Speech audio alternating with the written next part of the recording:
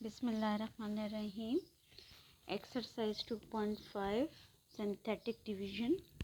Find the quotient and remainder with the help of synthetic division. Okay, synthetic division में हम क्या करते हैं, सबसे पहले ये सिंपल डिवीजन से थोड़ा सा हटके डिवीजन होती है।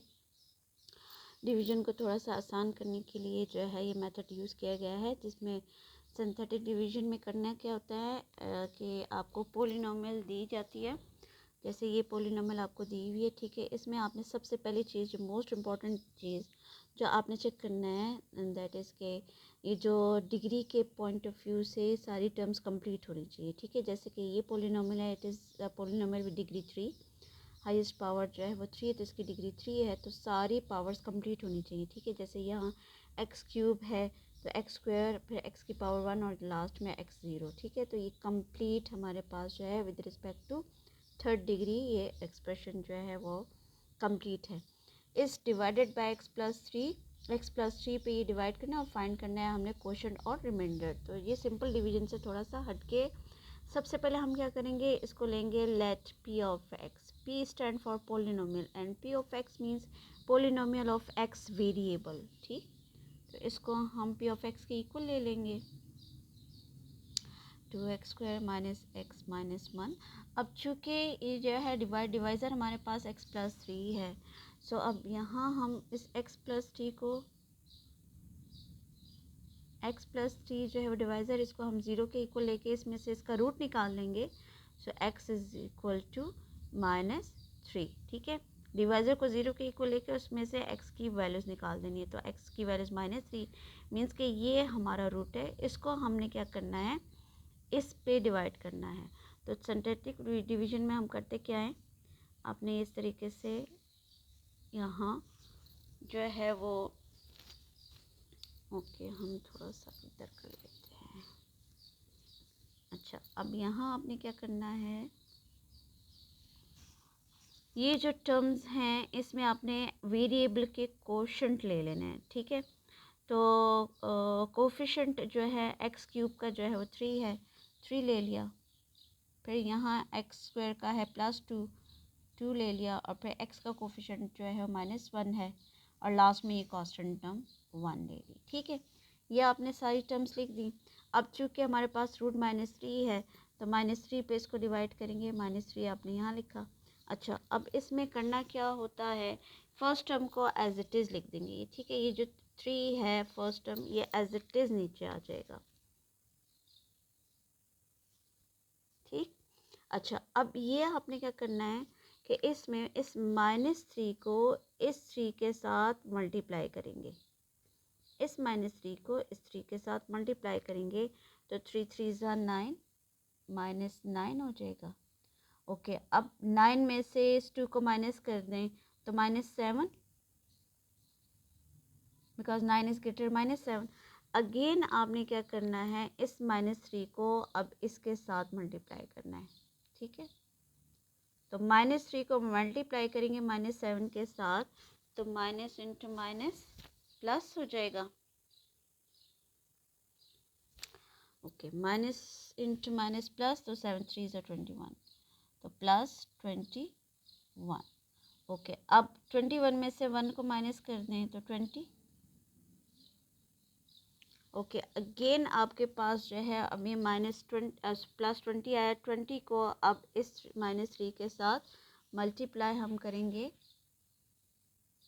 -3 को 20 के साथ मल्टीप्लाई कर दें तो -60, ठीक है। ओके, -60 और ये +1 है, तो -59। ओके, -59। अब आगे तो आप डिवाइड नहीं कर सकते, टर्म्स ख़त्म। तो ये जो लास्ट में जो हमारे पास वैल्यूज़ आएगी, दैट इज़ द रिमाइंडर, ठीक है। ये हमारा हो जाएगा reminder,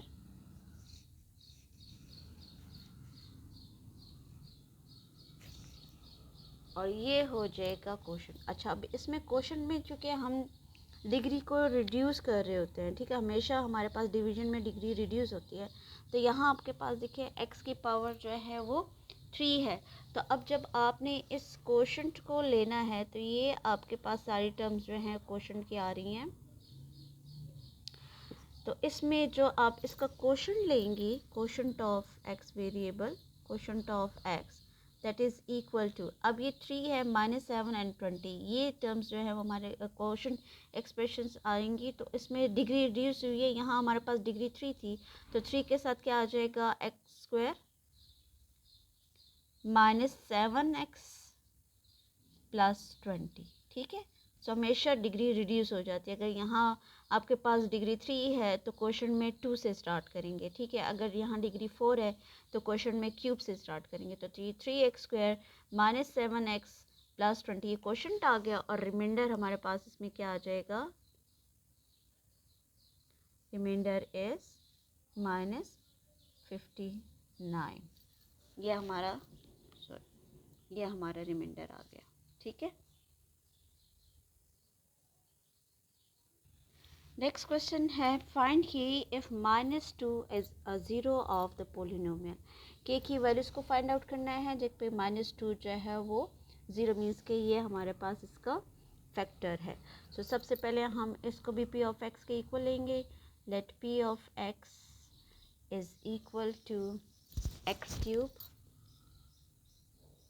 plus 4x square, degree के पॉइंट ऑफ व्यू से सारी टर्म्स कंप्लीट है, ठीक है, plus 8। Okay, as given is -2 is a zero of p of x, ठीक है। सो हमने क्या करना है, उसी तरीके से सिंथेटिक डिवीजन से हम इसको डिवाइड करेंगे। पोलिनोमियल लिख लें, उसके कोफिशिएंट ले लेंगे। एक्स क्यूब का कोफिशिएंट आ जाएगा 1, एक्स स्क्वायर का कोफिशिएंट प्लस 4, एक्स का कोफिशिएंट के, और लास्ट में ये कांस्टेंट टर्म 8, ठीक है। एंड -2 जो है वो इसका ज़ीरो मीन्स के आपके पास रिमाइंडर जो है वो ज़ीरो होना चाहिए, क्योंकि उसका factor -2 is zero of p of x का मतलब ये है कि आपके पास x प्लस 2 जो है वो इसका फैक्टर हुआ, क्योंकि इसका रूट x प्लस 2 जो है वो इसका फैक्टर है इस p ऑफ x का, ठीक है। तो यहाँ से आप इसका रूट निकालें तो -2 आता है। अब -2 आपको रूट दिया हुआ है मीन्स कि इसका रिमाइंडर जो है वो ज़ीरो के इक्वल होगा। तो हम सबसे पहले जब भी आपने सिंथेटिक डिवीजन से के की वैल्यूज़ की या किसी भी वेरिएबल की वैल्यूज़ को फाइंड आउट करना हो तो हम रिमाइंडर की हेल्प से करते हैं, ठीक है। रिमाइंडर से हमने उसकी वैल्यूज़ को फाइंड आउट करना है। तो सबसे पहले हम इसका रिमाइंडर फाइंड आउट करेंगे। वही method, first term as it is आ जाएगी 1, ठीक है, इसको आप एज इट इज़ लिख देंगे। ओके, -2 को मल्टीप्लाई करें 1 के साथ तो ये आ जाएगा, -2 को 1 के साथ मल्टीप्लाई करके नेक्स्ट टर्म के नीचे लिखा जाता है तो -2, ठीक है। ओके, 4 में से अब 2 को माइनस कर दें तो 2, अगेन -2 को आप इस 2 के साथ मल्टीप्लाई करें, इस -2 को इस नेक्स्ट टर्म के साथ मल्टीप्लाई करेंगे तो क्या आ जाएगा, -2 को 2 के साथ तो -4, के नीचे -4 लिखेंगे, ठीक है। और अब के में से 4 तो माइनस नहीं हो सकता, तो यहाँ हमारे पास नीचे x -4 ही आ जाएगा, ठीक है। नीचे टर्म्स x -4 ही आ जाएगी। फैक्टर थ्योरम में ये होता है कि ये सिंथेटिक डिवीजन में ये होता है कि हम ये साइन चेंज नहीं करते, ठीक है। उसी में से आपने उसको सब्ट्रैक्ट करना होता है और सॉल्व करना होता है। तो ये के -4 ही आ जाएगा। ओके, अब ये देखिए नेक्स्ट टर्म हमारे पास के -4 आई है। अब इस के -4 के साथ ही हम इस -2 को मल्टीप्लाई करेंगे, ठीक है। सो -2 को के साथ मल्टीप्लाई करें तो -2 के और माइनस इंटू माइनस प्लस 4 2 ज़ा 8, ठीक है। अब ये 8 और ये 8 है, इसको थोड़ा सा हम आगे लिख लेते हैं।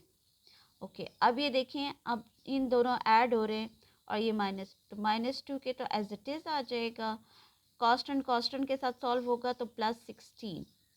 ये हमारे पास जो लास्ट टर्म होती है दैट इज़ रिमाइंडर, तो ये हमारा है reminder.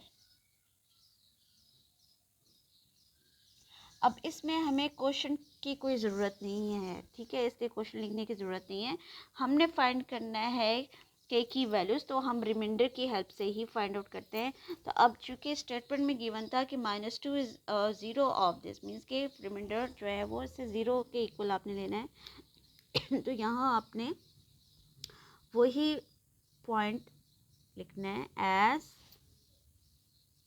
-2 is a zero of p of x, so remainder will be 0.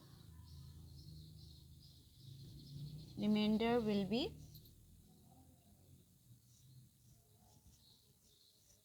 0. Reminder को 0 के इक्वल लेंगे तो रिमाइंडर हमारे पास क्या है, -2k + 16 that is equal to 0. अब इसमें से आपने जो है इस k की वैल्यूज़ को निकाल देना है.